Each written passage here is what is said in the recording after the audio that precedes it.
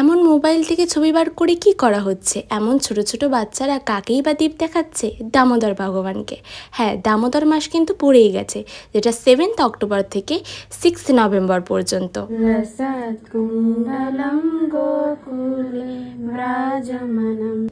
হেই হরে কৃষ্ণা, তোমাদেরকে দামোদর মাসের অনেক অনেক প্রীতি ও শুভেচ্ছা। আই হোপ তোমরা সবাই দামোদর মাস পালন করছো।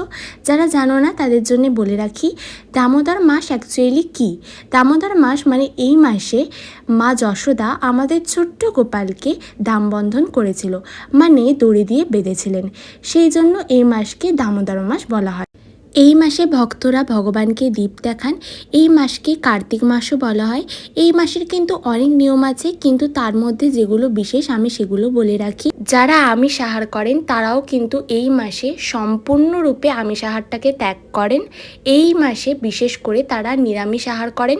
আর এই মাসে অনেক কিছু বিধিনিষেধের মধ্যে কিন্তু একটা উল্লেখযোগ্য, সেটা হচ্ছে মাসকলাইটাকে সম্পূর্ণরূপে ত্যাগ করা।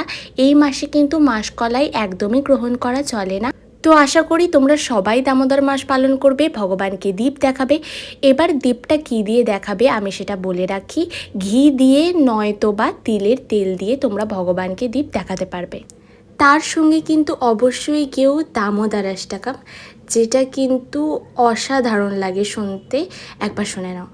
নমামি স্বরম সচ্চিদানন্দরূপম লসৎকুণ্ডলম গোকুলে ব্রাজমানম यशोदावियालुकालादवमानं পরামৃষ্টমত্যন্ত ত্রুতকোপ্যা।